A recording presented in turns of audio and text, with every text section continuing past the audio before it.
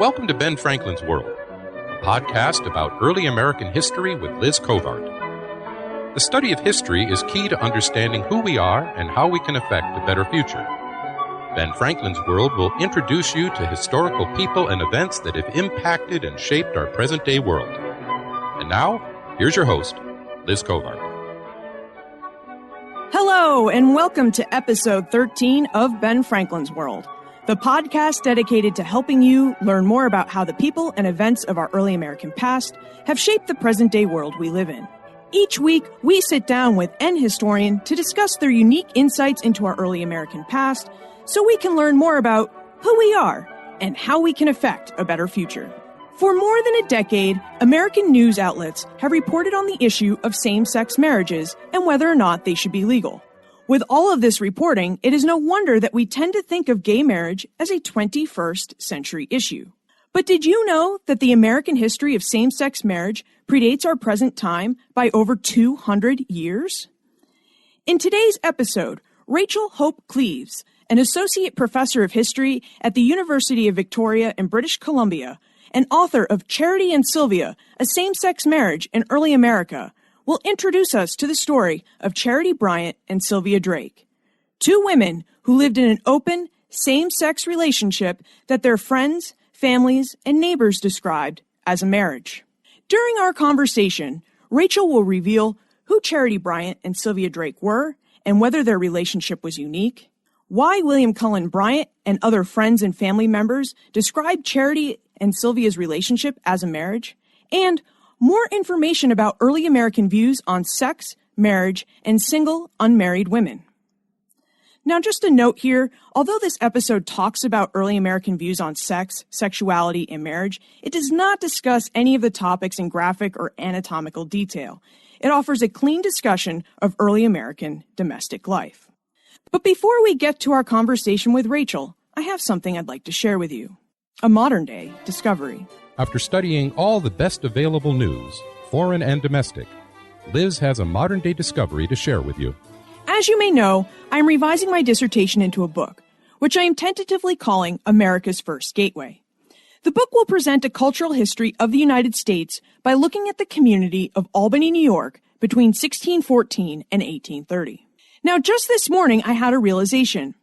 I'm revising what will be Chapter 4 of America's First Gateway, and this chapter tells the story of Albany right after the French and Indian War, but before the American War for Independence begins, so roughly between 1763 and 1775.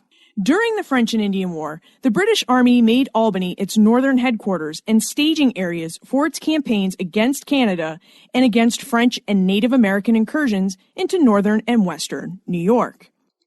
Now, the British Army needed thousands of soldiers for its campaigns, and its commanding officers decided that it needed to keep somewhere in the range of 1,000 to 1,500 soldiers in the area during winter, a time when armies of the 18th century did not typically attack one another. As a community of not more than 2,500 people, housing near 1,000 soldiers in the city proved to be a great challenge. As Albany did not have enough barrack space for these soldiers, commanding officers ordered the Albanians to provide them with house space in their private homes. James Campbell, the Earl of Loudoun, even conducted an inventory of the people and their houses in order to determine exactly how many men the city could hold in its private homes. Now, needless to say, the people of Albany were anxious to have the British Army leave their community after the war. But the army did not show immediate signs of leaving, so many of the inhabitants began to protest. Between 1763 and 1767, the people of Albany participated in 8 riots, or what the records term as mob actions, against the British Army's buildings and its soldiers. This backstory brings me to my modern-day discovery. These 8 riots clearly show the transition from nonviolent protests against property to violent directed protests against people. In 1763, the Albanians attacked the army's buildings, which offended them not only because they belonged to the army, but because the army had built them on prime city-owned lands. Albany experienced a population boom after the French and Indian War, and the citizens of the city wanted and needed their land back to accommodate their increasing population. However, By 1764, the riots became more personal and violent. Two riots in 1764 took place when citizens of Albany accosted British soldiers. In the first instance, two drunken officers harassed a local woman, which made her male neighbors really angry. And the situation turned into a violent street brawl between British soldiers garrisoned in the city and the men of Albany. So you can just picture that in your mind. It was an all-out melee.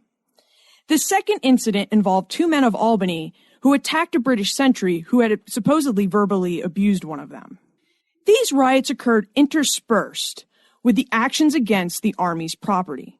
But the transition from nonviolent actions against property to violent directed attacks against people continued. In January 1766, the Albany Sons of Liberty attacked Henry Van Schack, a man who they suspected had applied for the position of stamp collector in Albany. Now, Van Schack confronted the Sons of Liberty and he denied their claims, but he refused to swear their oath that he would never apply for the position in the future. Van Schack said he refused to swear the oath on principle. He questioned why he should swear off such a lucrative government position when none of the other men in the community would be made to do so. Now, the Sons of Liberty did not like his response. They marched to Van Schack's house and they trashed it. They broke his windows, drank his fine wines, destroyed his furniture, and then they lit his carriage on fire and dragged it through the streets of Albany. Fearing for his life, Van Schack relented and took the oath. I mean, who can blame him, right? Sons of Liberty at his tail. The nature and transition of protests and riots changed as the imperial crisis escalated and the American Revolution turned into the War for Independence. In fact, the personal nature of 18th century warfare depicts just how violent protests had become during the mid-1770s and early 1780s. So there you have it. There's our modern day discovery. Okay, let's delve into the story of Charity Bryant and Sylvia Drake with Rachel Hope Cleves. With tidings and wisdom to share about our early American past, here is this week's special guest. Today we welcome Rachel Hope Cleves, who is an associate professor of history at the University of Victoria in British Columbia. She is the author of two books, The Reign of Terror in America, Visions of Violence from Anti-Jacobinism to Anti-Slavery, and most recently, Charity and Sylvia, A Same-Sex Marriage in Early America. Rachel's love for early American history developed as she traveled across the United States. She has visited every U.S. state except for Alaska and maybe Missouri. Rachel tweets at Rachel Cleves and maintains a research blog at rachelhopecleves.com. Welcome to Ben Franklin's World, Rachel. Thank you so much for having me. So before we dive into our discussion of Charity and Sylvia, I think we need to know, have you visited Missouri? I think I still have not, which is funny considering how much time I spend talking about it in class. I teach the U.S. History Survey and I teach an antebellum course, and of course I talk about the Missouri Compromise and I talk about Missouri as a gateway to the West, and I talk about Missouri as a border state. I've taught the book Celia a Slave. And especially this year with, the events going on in Ferguson, I've been drawing connections between, the past and the present. So I've talked about Missouri probably more than most states this year in my teaching, but I still have never been there. So I'm hoping that somebody at some point will invite me, especially because I hear the barbecue is great and I like to eat. So yeah, or maybe a conference, or maybe you can plan your next vacation there. There was a meeting of SHEAR, the Society for Historians of the Early American Republic in St. Louis, not that long ago, but I couldn't make it. So Bummer. Next time. The time will come. So Charity Bryant and Sylvia Drake lived as husband and wife in Weybridge, Vermont between 1807 and Charity's death in 1851. Rachel Hope's book, Charity and Sylvia, investigates their marriage and asks, did these women share a sexual relationship? But it also uses the relationship to provide an account of early American views on marriage, family, health, work, and religion. So, Rachel, let's start at the beginning. How did you discover the relationship of Charity and Sylvia? And who were these women, and was their same-sex relationship unique in early America? Well, the story of how I discovered them is kind of funny. a story I like to describe it as a story of kismet. It actually begins 10 years ago. So I was working on this project for a long time. I was on a camping vacation in Vermont in the summer of 2004, and I was staying at a campsite near the town of Middlebury, and I went into Middlebury for the day just to check it out because I'd never been, and I went into the local history museum, and I was at that point finishing up my dissertation in U.S. history, and of course I was a big history nerd, so I would go into the history museum on my vacation. Anyway, I was in there, and I commented to my partner who I was with, it's places like this that just have who knows what amazing treasures in the archives. I saw that they had a historical archive. What could be on those shelves? Anyway, fast forward about 6 months, I was back home and I was finishing my dissertation, and I was working on the last chapter in which I described how the generation of abolitionists who came of age in the 1830s had been raised in this culture of anti-Jacobinism, or their parents had been, and I talked about the transmission between anti-Jacobinism and anti-slavery, and I was reading the biography of William Cullen Bryant, who was this very famous antebellum newspaper editor, anti-slavery editor, and also poet, of course. And I came across this letter he wrote that described paying a visit to his two aunts in Vermont in the summer of, one summer in the 1830s. 1840s. And he described the relationship between them as being like a marriage. And I had just never come across any description of a same-sex relationship during the early American Republic or the antebellum era that was so explicitly described as being a marriage, right? Not just a romance or a union, but so specifically as a marriage. And Bryant uses the words husband and wife and describes it as a marriage. And in fact models the description after the marriage ceremony in the Book of Common Prayer. So I was intrigued, and I went to see if I could find out if there were any sources about the women. And I looked online, and lo and behold, I discovered that there is, in fact, a big repository of their papers at this local history museum, the Henry Sheldon in Middlebury, Vermont. And on top of that, as if that wasn't coincidence enough, I discovered that there was a second repository of their sources, this one at a regional history archive housed at Northern Illinois University, where I had just the week before accepted my first job. So I felt like the strings were being pulled, and it was a project that I absolutely had to do. And then I kind of two-timed my dissertation for the next 4 or 5 years until I got it out as a book, and then got to work full-time on Charity and Sylvia. Boy, that is a story of kismet. Yes, it was a kismet story. So who were they, you asked? So Charity and Sylvia were two ordinary women who lived in an extraordinary same-sex marriage in the first half of the 19th century. Both of the women were born during the Revolutionary era. Charity Bryant was born at the beginning of the war in 1777, and Sylvia Drake was born right after the end of the war in 1784. They were both born in Massachusetts, actually in neighboring towns in North Bridgewater and in Easton, which are south of Boston. And they grew up in these towns south of Boston. Sylvia's family was bankrupted by the Revolution, and so she moved with her siblings north to western Vermont during her mid-teens. Charity remained living in Massachusetts until her late 20s, working as a teacher and a seamstress. And then in 1807, she went to pay a visit to Vermont, to this town where Sylvia had moved. And she met Sylvia while she was there and decided to stay there with Sylvia, renting a house.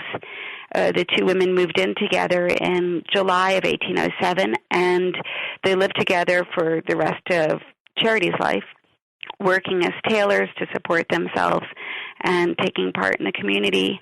And when Sylvia died in 1868, she was buried under the same headstone as Charity. Wow, that's remarkable. Yeah, it's a remarkable story. But you asked if their relationship was unique, and I think that the answer to that question is no. we do have traces of evidence about other same-sex couples who lived together in early America. What's unusual about Charity and Sylvia is the amount of sources that remain that can teach us about their lives. So Charity in particular was a poet and wrote many poems, which she left behind. Sylvia left behind years of her daily diary. And both women maintained a large correspondence, and we have thousands of letters that they received, as well as a handful of letters that they wrote. And we also have business books that they kept, and other ephemera that they held on to throughout their lives. So that's quite unique. But I think there are other same-sex couples. I know that there were other same-sex couples who lived together in early America, and there are traces of them in the archives. And I suspect, treasures in local historical societies that remain to be uncovered. And I hope there's people out there right now working on finding these stories.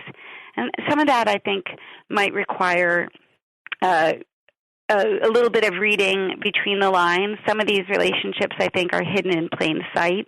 Some of the women couples are referred to as two maiden ladies, and so, or even as sisters or as cousins. So I think it might require some creativity on the part of historians to see the romantic relationships that are encapsulated by those descriptors. But I think that they're out there. Now, these women weren't actually legally married. They just lived together as husband and wife. So to better understand that, were they legally married? I mean, how did early Americans view the institution of marriage? And when did men and women typically marry in early America? Well, that question of whether they were legally married is a really interesting question, I actually think, and not quite so black and white as it might appear to us now in the early 21st century. But to start with your last question, what was marriage typically like in early America? I actually don't think there's a single answer to that question. It varied so much by region, by class, by status and race, by religion, and by era, right? So marriage has always been an extremely diverse institution, and I think that is the main lesson that there is to be taken from the history of marriage that it has been done and is being done now. So specifically, what was marriage like for women of Charity and Sylvia's type, by which I mean middle-class, free, white New England women at the late tail end of the 18th century. That's an interesting question because marriage was really in a state of flux. The answer to that is that women like them, their sisters, typically married in their early 20s. And men might marry a little bit later. Sometimes women might marry in their late teens, like Charity's older sisters did, because they were just desperate to get out of their house, I think. Sometimes women might marry in their late 20s, like Sylvia's sisters did, because they didn't have the resources to get married at a younger age because the family had been bankrupted. One thing that we can say is that almost all free white women in New England in the 18th century eventually married. What changed in the early 19th century was that an increasing number of women in that class began to choose to live out their lives unmarried, and it represents really quite a massive demographic transition. Now, you also asked, what sort of institution was marriage in the late 18th century or the early 19th century? And I think that the answer to that question is also somewhat surprising. The way in which we see the history of marriage deployed these days in the debate over the legalization of same-sex marriage, people often argue that in the past, marriage was, by definition, a reproductive institution, right? And that this is a reason why same-sex marriage could or should be legally denied to same-sex couples today. And I disagree with that interpretation of what lay at the core of the institution of marriage in early America. Although, in fact, most marriages were reproductive, when you read the marriage ceremony, for example, in the Book of Common Prayer, what you find is that the the primary purpose of marriage was to contain people's sexual lusts, right? To provide a legal or an acceptable context in which people could have sex fundamentally.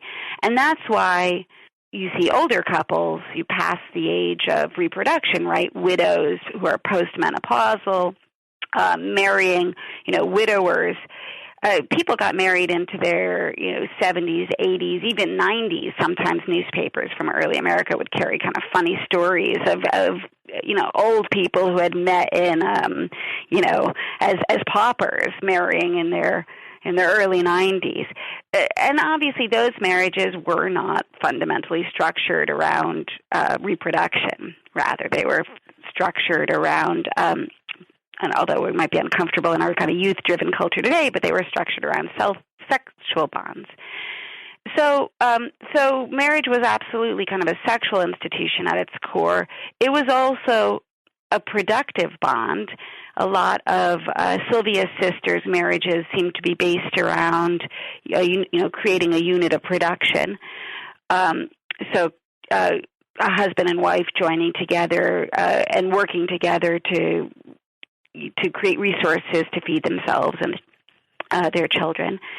But romance also did play a role in marriage, and it's not just an invention of the modern age. And you can find wonderful letters or poems between spouses, even in 17th century America, that speak of the depth of love that spouses could have for each other. So marriage was a diverse institution, in other words. That's a very different view than most people have of the descendants of Puritans. They tend to think of them as prudes, and why talk about sex? You should be talking about God. But it seems that they were very much concerned with sex and whether or not they were satisfied with it. Absolutely, and we have examples from the 17th and 18th century of people pursuing divorces, for example, or legalized separations when one spouse refused or was unable to sexually consummate the relationship, and not only for reasons of reproduction. So we have examples of postmenopausal women bringing divorce suits against husbands who weren't having sex with them. So, wow. Yeah. Interesting court cases to read. Yeah. But we happen to know that in addition to Charity and Sylvia, who don't marry men, they marry each other, but we know that other women known to them opted not to marry, even some of their relatives. So why did some early American women choose not to marry? Did they just not find the loves of their life? And what kind of opportunities for work did single women have? That has been a big question and source of debate among historians, although it could be an even bigger and more debated question, in my opinion. Why do we have these really skyrocketing rates of singlehood for women in the 19th century? And I think, judging from the correspondence I've read between Charity and Sylvia and their single friends, the number one reason why women in their social circle didn't marry was because of their desire to have liberty in their lives. And that was a word that I saw occur a lot in women's letters to each other. They wanted to have that same liberty that was such a powerful ideal of the Revolutionary era, and that we often understand in the context of politics, right, or of male concerns. But for women, liberty could mean freedom from the burden of constant reproduction. And that's one thing that is so apparent from looking at how the lives of Charity and Sylvia differed from their sisters and their mothers. All of the women in both Charity's and Sylvia's families, with the exception of themselves almost, bore families of between 8 and 18 children. One of Sylvia's sisters-in-law bore 18 children over the course of her life. So the burden that constant childbirth and then caring for those children placed on women's time was extraordinary. Once women married, they had no time for anything but the constant labor of maintaining the household. And I see that for example, in a really extraordinary source, the day-to-day diary that was kept by Charity's sister-in-law, Sarah Snell Bryant. This was William Cullen Bryant's mother, and the wife of Charity's brother, Peter Bryant. And she kept a diary every day of her life from 1794, which I think is the year she got married, until her death. And that diary is actually at Harvard. And you can read it, and it's fascinating. And it just is a record of day in, day out, the labor that defined her life. There's just constant labor. And there's one point in the diary where she describes taking a moment to sketch a picture of Charity, who's on a visit with Sylvia to their house in Western Massachusetts. And it's this really extraordinary moment. It stands out in contrast to, the rest of her entries, because it's like this one moment that she kind of takes for herself to do something that you might describe as leisure. So there's a lot of liberty that came from saying no to marriage and saying no to the burden of motherhood that came with it. And for women of the post-revolutionary generation who had increasing access to education, that liberty brought with it time to do things like read or write poetry, which was one of Charity's passions, or take part in the church, take part in reform organizations. It was hard to do those things while you were constantly caring for children. There were legal benefits as well, right, to staying single for women? Absolutely, and I think that those were very important to Charity and Sylvia. I see it particularly for Sylvia, who took the role of wife within Charity and Sylvia's marriage, but never had the legal status that a traditionally married woman would have at the time, the status of being a femme covert. So because Sylvia formed her marriage with another woman rather than with a man, she was able to retain her status as a femme sole and retain control over her property. And that property was property that she created through her own work, right? Since she was born into this bankrupted family, she didn't inherit any property. Her father died while she was still in her teens, and her mother became a burden on the family. In fact, Sylvia spent a lot of resources just trying to keep up her mother, who lived into her 80s. So all of the property that Sylvia possessed was property that she earned through constant application at the trade of sewing. She and Charity ran a tailor shop. But whereas within a conventional marriage, all of those earnings would have been the legal property of her husband, because women didn't have any control over their property within marriage, Sylvia was able to keep both a sort of moral and a legal title to the earnings that she created through the work of her own hands. And that was very meaningful to her, which is something she wrote about in her diary. Now, we've talked about how Charity went to visit her sister-in-law and how Sylvia, her familial experience prompted her to want to own her own property and keep it out of a husband's hands. And it seemed throughout your book that Charity and Sylvia tried to remain close to their families. What did their families understand about their relationship? Did they know that it was a marriage, that they treated it as a traditional marriage? Did they accept their relationship? The family absolutely regarded the women's relationship as either a marriage or something like it. So various family members wrote to them to that effect. For example, Sally Snell Bryant, the diarist, wrote to the women in 1843 that I consider you both one as man and wife are one.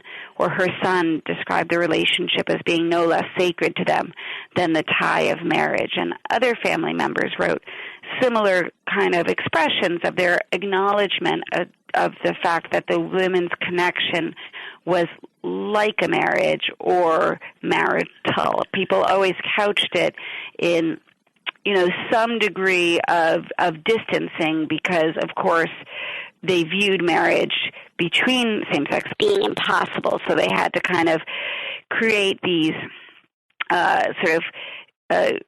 rhetorical expressions which both acknowledged and denied the marriage at the same time. But even, considering those words they used to signal the difference of this marriage from conventional marriages, there was no question for any of the family that the relationship took the place in Charity and Sylvia's lives of a traditional marriage. And for the most part, by the end of Charity and Sylvia's lives, the families accepted that union, in fact, even respected it, and even in some cases venerated it. But getting to that point was a struggle for Charity and Sylvia, and it was the accomplishment of years of application. So initially, many members of their families rejected the women's union, and this was very painful, especially to Sylvia, because so many of her family lived in close proximity to where the women established their household in Weybridge, Vermont. Sylvia had always been very close with her mother, for example. She was the youngest of child in her family, and after Sylvia's father had passed away, Sylvia and her mother were very intimate, and I think the understanding in the family was that Sylvia would be responsible for caring for her mother into old age, because Sylvia had made it clear at a fairly young age that she was not interested in marrying a man. And so her family kind of slotted her into the social expectation of a spinster daughter, that she would take care of the aging parent. But when Sylvia went and moved in with Charity in the summer of 1807, her mother boycotted their household, or just refused to visit for about a decade. And this was just devastating for Sylvia. And finally, she was able to win back her mother's affections and get her mother to come visit her house again. But it took until Charity and Sylvia had worked for about a decade and were able to accrue enough capital to expand their house, because initially they lived together in this tiny one-room house with the bed front and center, right? It was a 12-foot by 12-foot structure, and there was no way to avoid the kind of visual evidence of the nature of Charity and Sylvia's relationship. So after they were able to build a separate bedroom and kind of separate the public and private parts of the house, then Sylvia's mother came to visit, and in fact, in the later years of her life, she spent a significant amount of time boarding with Charity and Sylvia, as the siblings shared responsibility for their mother in her old age. So it took a lot of work from Charity and Sylvia to gain the acceptance of their family. Some family members never entirely gave that acceptance. There were some of Sylvia's brothers who rarely, if ever, visited, and made it clear that the reason why they wouldn't was because, in their words, there was no man in the house. But the youngest generation, Charity and Sylvia's nieces and nephews, and especially their grandnieces and nephews, who were born after the women's relationship had been formed, and who grew up never knowing anything except this relationship, that youngest generation accepted the marriage full-heartedly and came to see it as an extremely romantic and admirable relationship. And so that's what I mean by the end of their lives, many people in the family really venerated this bond. It was distinct, and it was admirable, and it was romantic. And when Sylvia died, her nieces and nephews and her descendants were willing not only to bury her beneath the same headstone as Charity, but to spend extra money to make a really beautiful headstone for the two women. So they changed minds over the course. So their family meets them with, a mixed reception, but overall they accept them. What about their neighbors in the community of Weybridge, Vermont? I mean, did their cohabitation raise any questions among their neighbors about the nature of their relationship? I think that the cohabitation absolutely raised those questions. Those questions were inevitable for a variety of reasons. First of all, because people at the time did understand marriage to be a sexual institution, and when you had a relationship that was described as a marriage, it could not help but raise those questions. And I have, sources indicating that members of the community, just like the family, saw the relationship as a marriage. For example, a young boy who grew up in the area and went to get a suit of clothes made from charity in Sylvia when he was in, I think, his early teens, described meeting them in his memoir and said that around town he always heard it mentioned as if Miss Bryant and Miss Drake were married to each other. So that was sort of the language that their neighbors used for their relationship. And so, those questions about the sort of sexual component of that marriage were inevitable, but I don't think they were very often voiced, and they certainly weren't written down. And the reasons for that is because to voice those suspicions, or especially to write those suspicions, would have made the marriage untenable. But it was very possible for Charity and Sylvia to live in a situation that I describe as sort of an open secret. So they were not in the closet in the way that we often understand that term to mean like some secret knowledge unknown to everybody else. The closet for them was this kind of open secret where people knew about it but refrained from saying anything because Charity and Sylvia contributed so much to their community. They played an extremely important part in their local church, both contributing money to it, helping to keep it up, maintaining long correspondences with the various ministers who pass through town, teaching Sunday school. They played a vital part in the local economy. They had this, Charity in particular, had this very important skill she gave to the town because she was a trained tailor and knew how to cut clothes, which was rare for the time. They also brought cash into the economy. They hired women to work for them as their apprentices. They trained young women in their trade. They contributed money to their nieces and nephews to go to school. They bought them gifts.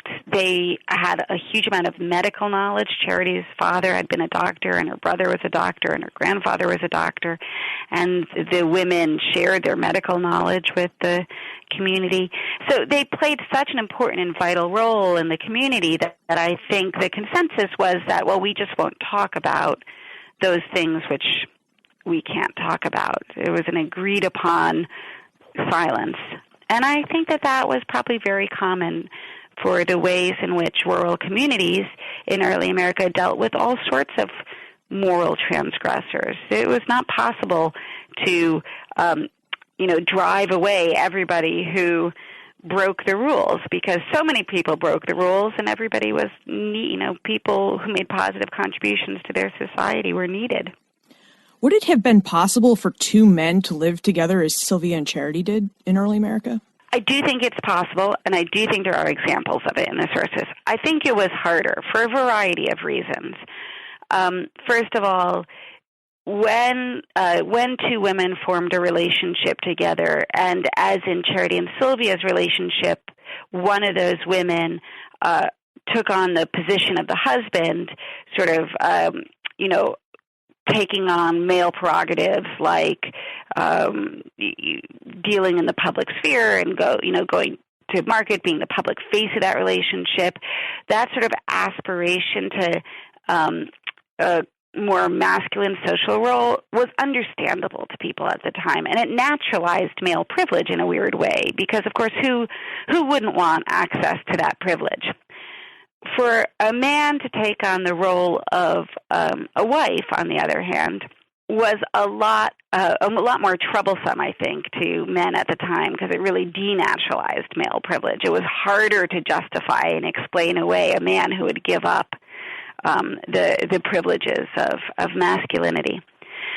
So I think that there are ways in which same-sex relationships between men, especially where one of the men took on a female-gendered role, were more troubling. really, than relationships between women. In addition, I think it was probably harder for people to silence their knowledge about the sexual aspects of relationships between men than relationships between women, especially by the mid-19th century when ideas about sex are changing and women are increasingly seen within this kind of context of passionlessness. It's easier to kind of ignore women as sexual by the mid-19th century, but it's very hard to do that for men in the mid-19th century.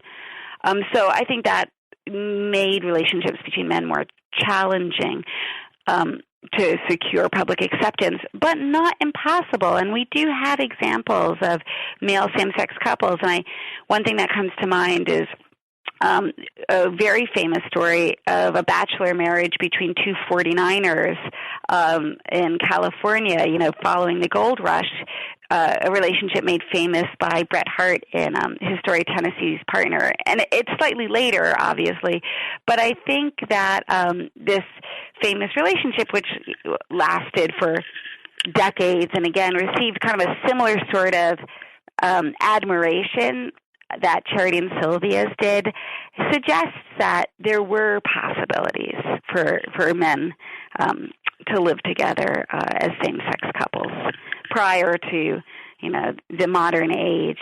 And I hope that there's more research going on out there to recover those stories for us.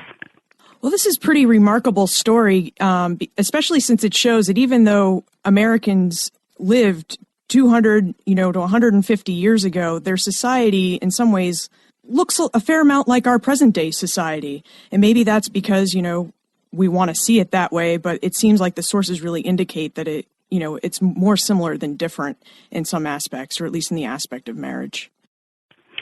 Yeah, well, similar and different, right? Continuities and disjunctures. The biggest disjuncture being, to get back to an earlier question of yours, in the nature and the ways in which marriage has become redefined, as a legal institution. So obviously, marriage was a very significant legal institution in early America, and that was critical for managing the transmission of property, and which is one of the key things that marriage does. But in the 18th century and in the 19th century, there were many common law marriages that were not enacted by necessarily through civil license or even through a legal officiant, but marriages that were just established by two people who lived together and who were known within their community as husband and wife. This is why when you asked if Charity and Sylvia's relationship was a legal marriage, I said, well, it's a little bit gray, because actually the boundary between, legal marriage and not legal marriage, or between legal marriage and just cohabitation, was a little bit fuzzy throughout the 18th and 19th centuries. And I think that really changes in the 20th century with the expansion of the state and the creation of, the increasing numbers of ways in which your status, your specific legal status as married or not married, affects your interactions with government at both the local and the federal level. And that, of course, it's that context which makes the battle over same-sex marriage in the 21st century so important. That we now have a state in which, there's over 1,000 different federal regulations that depend on the marital status of an individual, right? So you can't have this kind of fuzzy line anymore. It's vitally important that people establish legal marriages. So marriage continues to change, I think. We have continuities. This is not the first time in American history when same-sex couples have managed to establish marriages, but the meaning of those marriages are changing, and I think, and I hope, in fact, that marriage will continue to change in the future as a consequence of the legalization of same-sex marriage. Maybe we'll have further redefining of roles like husband and wife, or what it means to be a spouse, and how to maintain one's, individual identity within the marital union and all the rest. Well, it's hard to believe, but it is already time for the Time Warp. This is a fun segment of the show where we ask you a hypothetical history question about what might have happened if something had occurred differently or if someone had acted differently. Are you ready for the Time Warp, Rachel? I am ready for the Time Warp.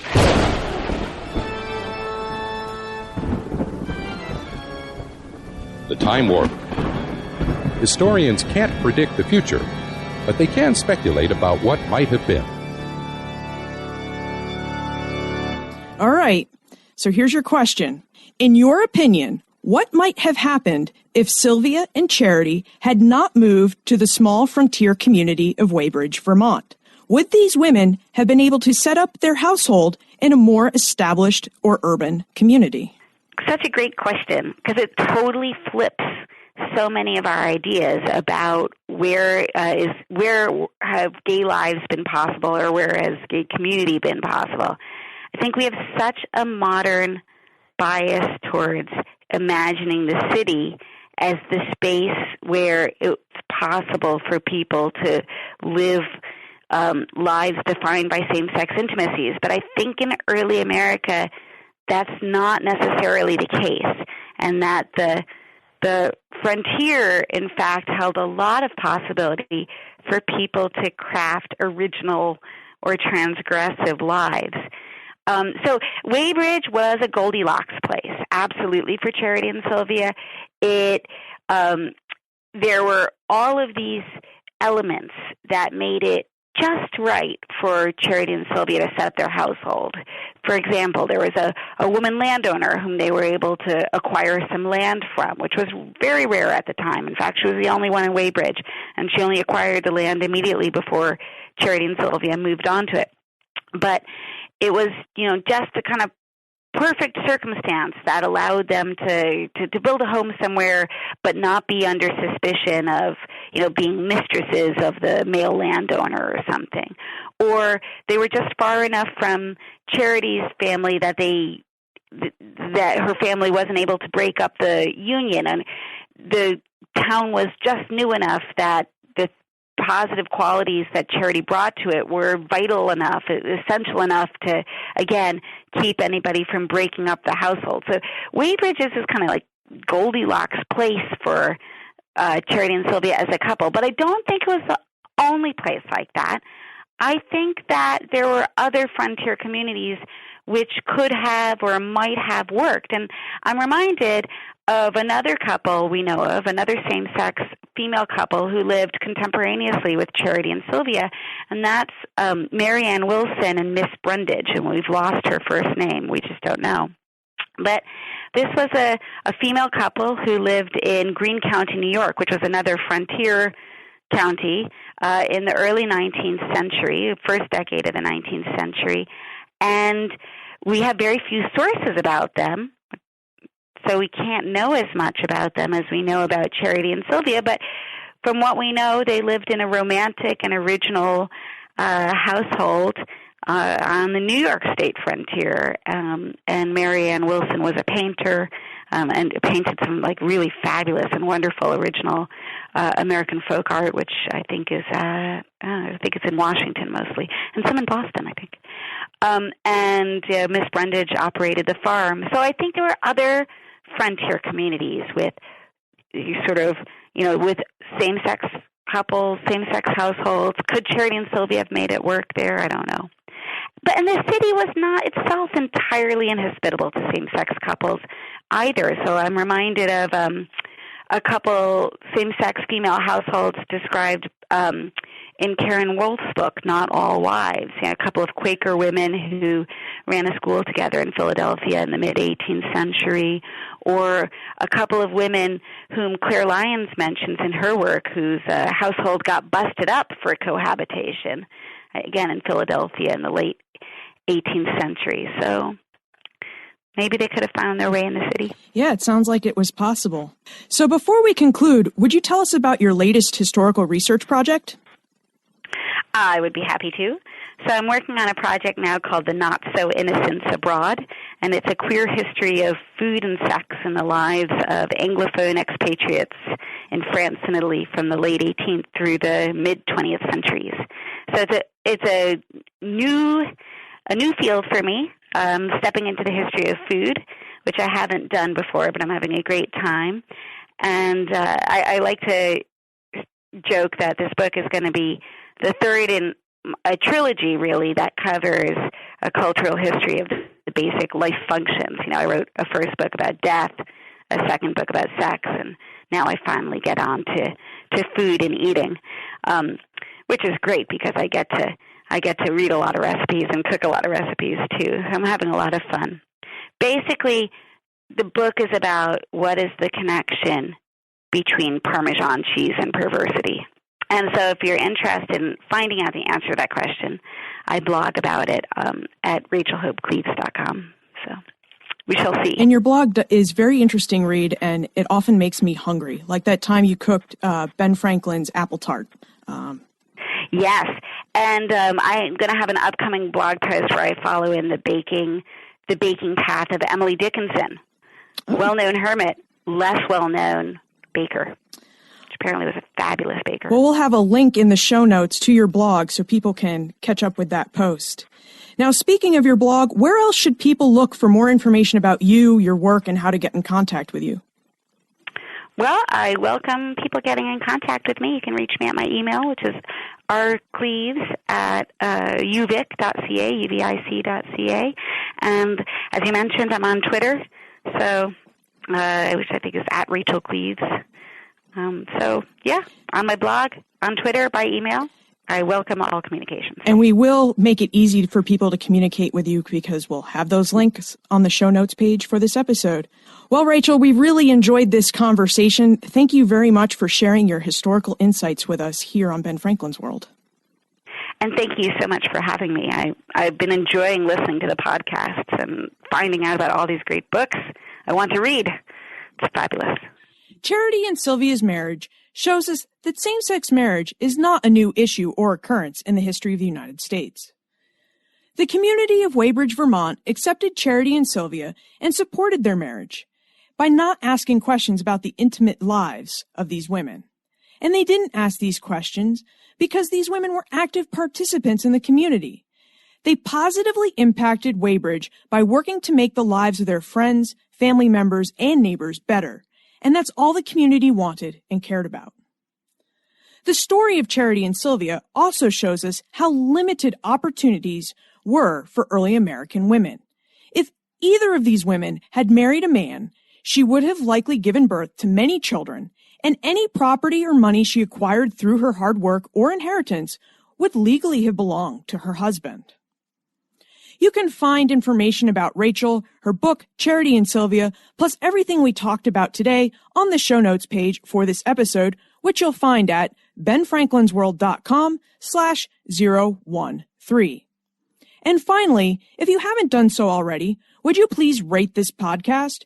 Your rating and review will help keep Ben Franklin's World visible and findable for new people. To rate and review Ben Franklin's World, a podcast about early American history, just visit benfranklinsworld.com/iTunes or benfranklinsworld.com/Stitcher. And if you have already rated and reviewed this podcast, like L. Mosier, Hist GKK, Matt Williams, Thruway J, Spencer M, or G. Wisner, another way you could help others find Ben Franklin's World is by telling your friends and family members about us. And just as a reminder, if you have any comments, questions, or suggestions for this show, please tweet me at Liz Covart or send me an email to liz@benfranklinsworld.com. And remember, never leave till tomorrow that which you can do today.